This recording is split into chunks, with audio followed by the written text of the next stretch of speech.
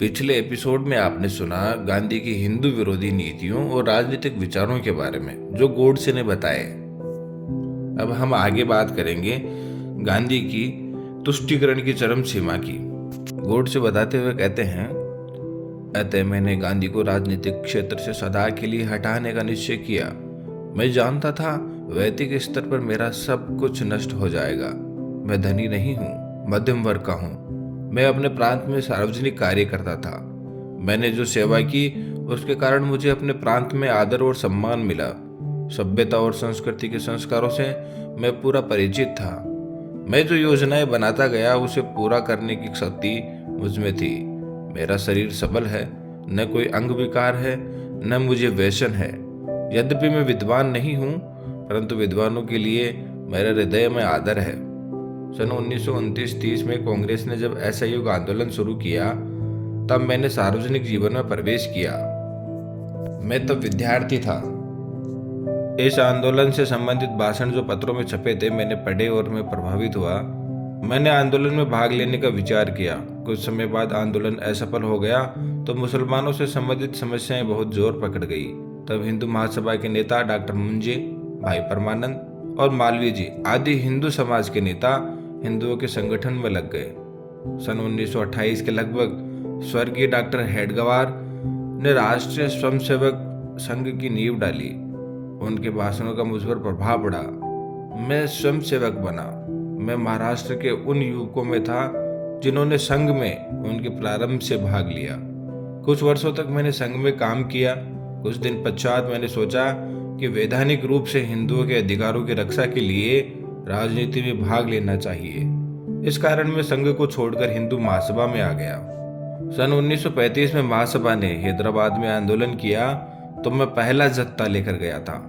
मुझे 1 वर्ष का कारावास मिला। मुझे हैदराबाद निजाम की बर्बरता और दानवता का व्यक्तिगत अनुभव है। वंदे मातरम गाने पर वहीं मुझे कई बार बेते लगाई गई थी। सन 1943 में बिहार सरकार ने आदेश दिया कि भागलपुर में हिंदू महासभा का अधिवेशन ना हो। हिंदू महासभा ने उसका उल्लंघन करने का निश्चय किया क्योंकि सरकार की यह आज्ञा अनुचित थी। सरकार के सब प्रतिरोधों के बावजूद अधिवेशन हुआ। अधिवेशन की तैयारी करने के लिए मैं लगभग 1 मास भूमिगत होकर काम करता रहा। मैंने समाचार पत्रों में अपने कार्य की प्रशंसा पढ़ी और देखा कि जनता ने उस समय मेरे सार्वजनिक कार्य को सराहा। मेरी प्रकृति में हिंसा नहीं थी। बड़गे ने जो कहा है कि मैंने भोपटकर को मारने के लिए चाकू निकाला था, झूठ है। श्री भोपटकर हमारे पक्ष के वकील हैं। यदि मैं उन पर चाकू निकालता तो क्या वे हमारी सहायता कर सकते थे? यदि वह घटना सही होती तो मैं श्री भोपटकर की सहायता लेता भी नहीं। जो मेरे व्यक्तित्व से परिचित हैं वे मेरी शांत प्रकृति को जानते हैं, किंतु जब उच्च नेताओं ने गांधी की सहमति से मातृभूमि के टुकड़े कर डाले तब मेरा हृदय क्षोभ से भर गया।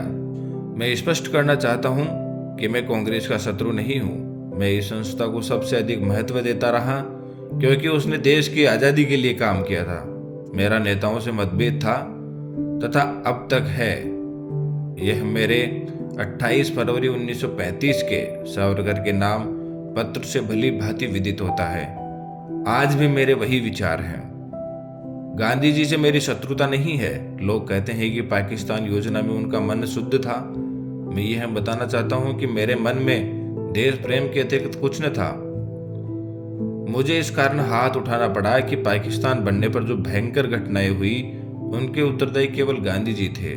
मुझे यह पता था कि हत्या के बाद लोगों के विचार मेरे विषय में बदल जाएंगे।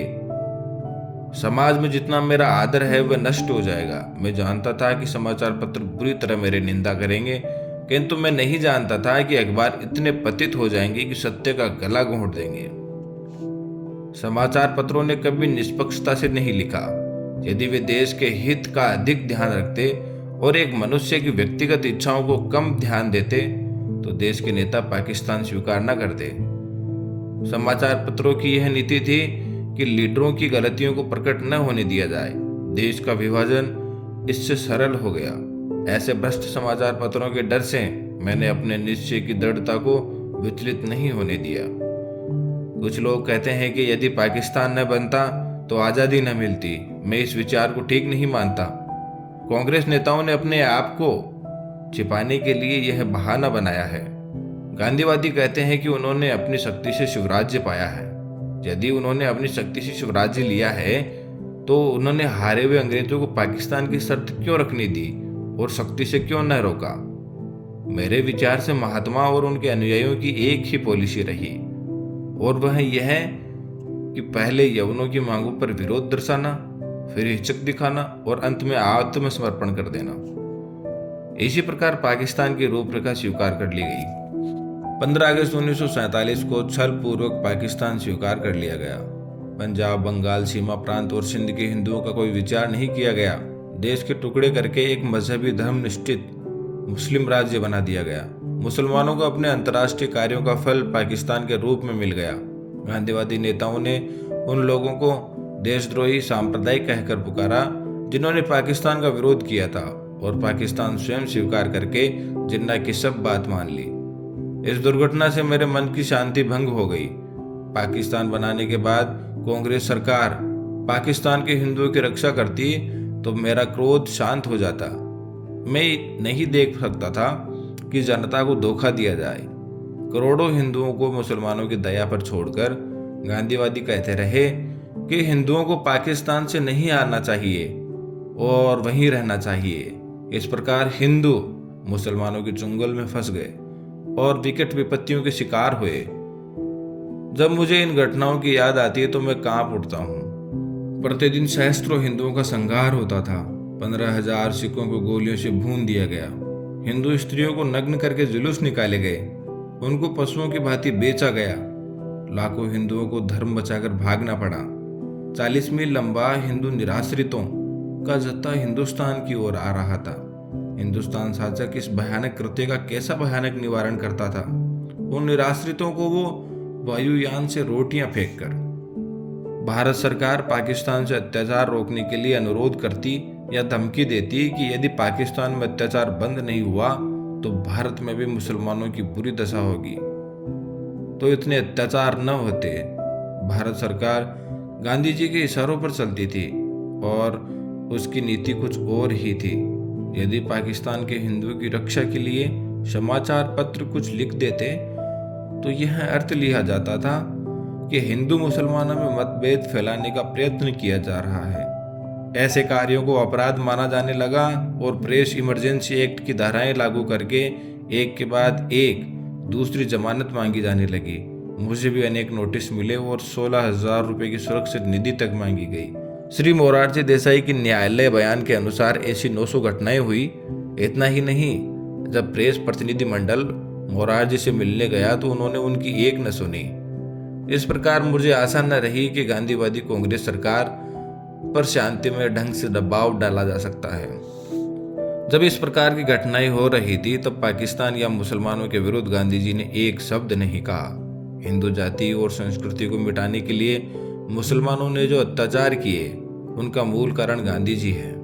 यदि भारत की राजनीति को भली भांति संभाला जाता तो ऐसा हिंदू संहार कभी न होता जैसा अब हुआ, और उसका उदाहरण इतिहास में कहीं नहीं मिलता। सबसे महत्वपूर्ण बात यह है कि मुसलमानों से संबंध रखने वाली समस्याओं में गांधी जी ने कभी जनता के विचारों की ओर ध्यान नहीं दिया। गांधी जी की अहिंसा की आड़ में इतना रक्तपात हो चुका था कि जनता पाकिस्तान के पक्ष में किसी भी विचार का स्वागत करने के लिए तैयार न थी। स्पष्ट था कि जब तक पाकिस्तान में धर्मांध मुस्लिम राज्य है तब तक भारत में शांति नहीं हो सकती। फिर भी गांधी जी इस प्रकार का प्रचार कर रहे थे और इस तरह के विचार पाकिस्तान के पक्ष में फैला रहे थे जैसा कर सकने में कोई कट्टरलीगी नेता भी सफल न हो पाता। इन्हीं दिनों उन्होंने आमरण अनशन की घोषणा करते हुए जो शर्त रखी वह केवल हिंदुओं के विरुद्ध और मुसलमानों के पक्ष में थी।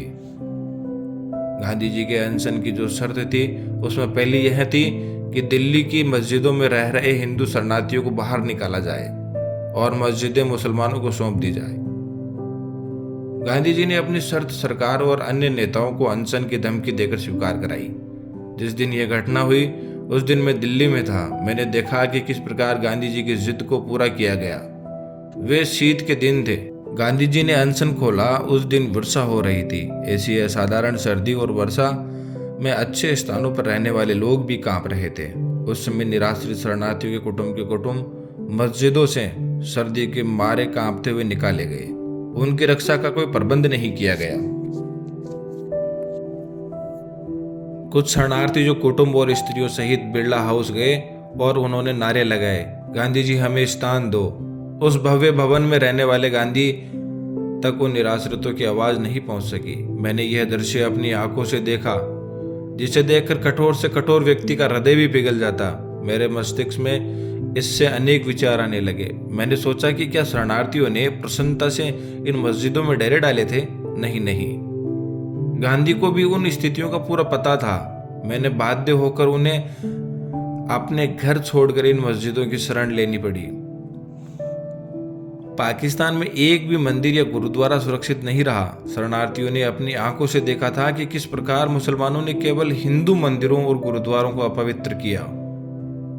जो हिंदू शरणार्थी दिल्ली शरण लेने के लिए आए थे, उन्हें वहां कोई स्थान नहीं मिला।